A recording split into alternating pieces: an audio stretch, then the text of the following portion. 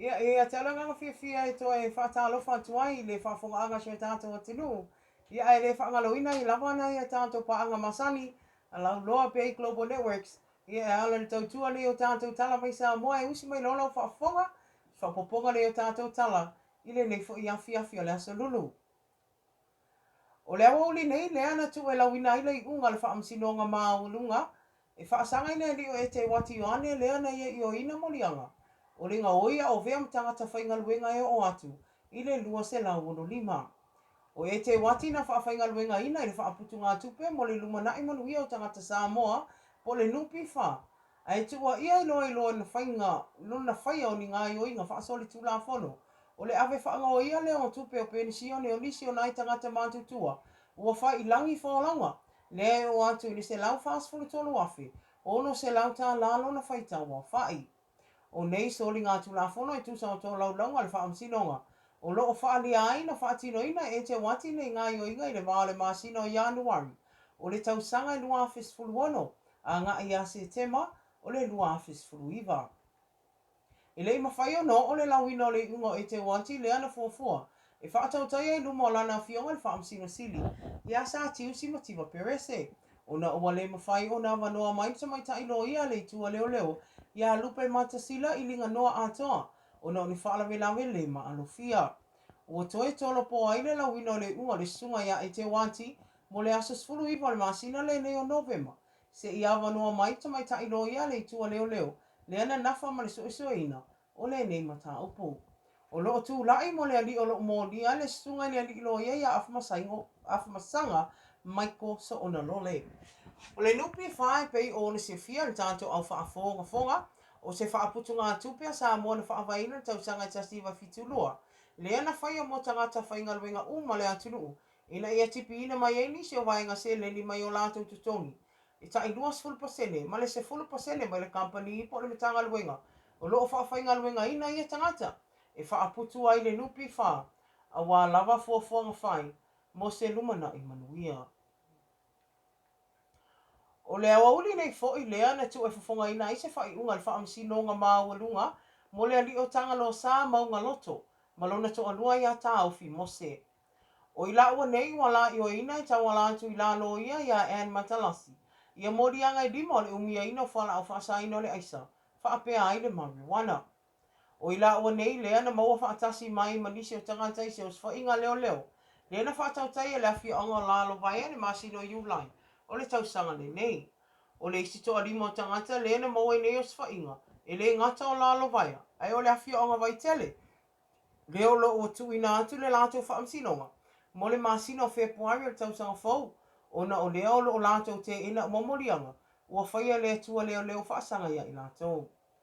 Ai mo tanga lo sa taofi. Wola I o ina le maua ia I la ua ni whala o whaasa ina o le aisa. E o te simal tolu kalama le mamafa. Whaapea ai mani marijuana. Ua toe solo po e la fionga ne li whaamsino I apulea I Amperosa Roma. I le lawina o whaasalanga o I la unei. Ona o leo o whato a ia tau ao ina le whaafina wa tususia. Ale tamaita ilo ia le tua leo. Whaapea ai mali talisanga le tamaita ilo ia o lo tu lai mo I la unei. Ia Anne Matalasi. Na sau nof pulea ai le ma whai o le whai es whai unga le whaamsinonga. Ona o leo whato a ia tau ao ina whaamtalanga tā unei. A wā lava ia le nei mata upu. Ma o leo le ato e tolo po ai mo le aso sfulo le masina le nei. E lau ina I se whaasalanga. Mo I la ua umanei o lo umolia.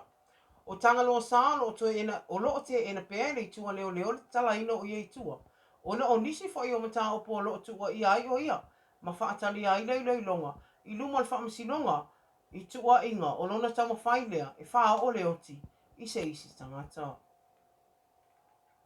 O nisi o tala o se ainga me le awhia onga le pea lea na whaatulu ina le awhia onga le suafa. Ia whamu ina o papo ina ia tāpena ese mai lo lātou whale ma whanua. O lo I le pea. Ona o le fuafuanga I fia fausia ai se mataanga. Wo lātou whaalia lo lātou te ena o le whaatununga. E pei ona tuina atu mo I lātou. Ma ua tuina atu ai le lātou whinaunga le whaamsinonga o whanua ma suafa. O le ainga le nei o whiri moi atu e whaapea ua loa tau sanga lo lātou no fo ia le vaenga. O le awhia onga le pea. Lea ua fuafua le whionga ia whamuina o papo. E fausia ai se mataanga mo le awhia onga.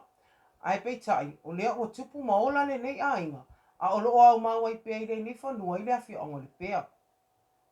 O le taitau lunga o tangata o le nei ainga, e le mawhai ona o ese mai ma whanua mai le ele, na nofo ia mai o lātou tua amatua au mawai, ma o le mafuanga le o lo lātou sulu i whamasinonga, ina ia mawai se tani o lo lātou maftianga. O le mita upule nei na afua mai na ua tutupu le suafa whamuina, i le awhionga ia whamuina o papa talu mai o nā wanoa le suafa, ina ua tuk mālo le awhionga ia whamuina ana papa, i le lua awhima le ono. O le tausanga o te alea na whae ina atuai le nisu a whataua i le awhionga ia o papo. O le asfa raile o mawai lea na tu wai le to o le awhionga o le pea i le a inga le leo whiri moe atu. Ma o lo te te e pea le a inga yo ese mai ma o lātou whale mawhanua na au mawai mai le tele o tausanga o tonai. Ma o le awhina wina pea i ruma le whaamsinonga le lātou mata upu. Ui o lea na whaalia le sui a la awhionga le pea i a whainu le leifeli se whaapea. O le pea ese mai lava i awhio anga umo Samoa. O whanua umo le pea mai le sami sa ia pā ia le tua sivi. E pū lea le suafa wha umuina. Whaalia fo ia le sui la awhio anga i whaapea. Ua mai au na saunia se ele i se e mawhai o na wha mautu i aile a ingo whiri moe atu.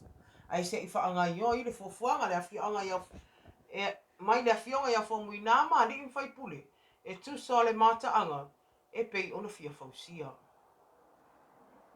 O le tala muli o se tala ua ai ai whaafia ina o tangata whimalanga i le wao Samoa nei tutuila. Ina ua whaamonia mai le awhionga le timaita i pālemia, fia mena o mi mata afa. O le ua talia i Samoa nei le tala o whimalanga ingo tangata. E o mao mai le wao Samoa nei ma pango. O nei suinga i whimalanga inga le tua o i Samoa na lua. Na saunoa i eile awhionga le timaita i pālemia e lai lana pokalame masani. Ma le au tu stalan whai unga le vai aso mawai. Na tāpuni a whimalanga inga le wao Samoa mtutu ila ina ua mauas tangata i Amerika Samoa. I le siama le COVID, ma o lea tangata i whaapea na malanga i whai tutu ila mai Hawaii. O le masina o mawai to o tolu tangata le antong fitia i aunga le COVID sfuluiva territory, e peo na wha maoni a mai le matanga le wenga le toi fua maloloina a Amerika Samoa. Na saunoa le awhionga le palemia i whaapea, ua taua o ina se reporti mai tutu ila i whaapea. E leo Yesu langa i whaapole ina ai mai ono pepesi le ai le siama. Po le vai rusi le nei le atunu. Ono o lo ua malu pipuia me totia. Na whātau tai e tau fia li pepesi o le nei wha mai le territory. Ia i lātou na mawai. Whamautu ina mai e le awhionga i awhia me whaapea. O lo saonga le mū lama tutuila. Ma o le ala leo le awha awawina i whemalanga inga le vāo atu mo tuedua. E le ngata mo tangata e asi mai Samoa nei. Ai o tangata Samoa e fia malanga atu. Mo Amerika Samoa. O le tuta ua le sauno ai la fionga le tamaita i pālemia. O nai tangata, o nai o tātou ngase le olo o fia mana o mia. Le au nanga le whaatapungi sā po le CT scan mo tutuila. O na o lea, o lo o whaisina whaale tonu o le tātou whaatapungi sā. O lo o iai le fuafuanga o nei whemalanga inga, ua toi te tala. O le a whaatino ina mo le lua aso le vai aso. I le aso tofi, ma le aso to anai. Whafuanga nei a tātou pa anga ia e maisha tātou o tunu o whia lavalo e māwai a tātou whaasalonga i o se tauwhainga nei ala i tātou tala mi sa mo nei fwoi tūla le awhiawhi ma o se siona whapoponga i le aso a tai au tai ina ilo o tau soifua e maisha sio mātou ola vai le o nanga lau Global News Lower Bay Global Networks whai pēa i le aso ma le aso ia lima aso le vai aso o lava tātou news i tuina atu ai mo le temi nei ia whaamaria tele lava le atua i toi lava singa le lea fiafi tātou toi whenua i le aso a tai au whaasoi fuia.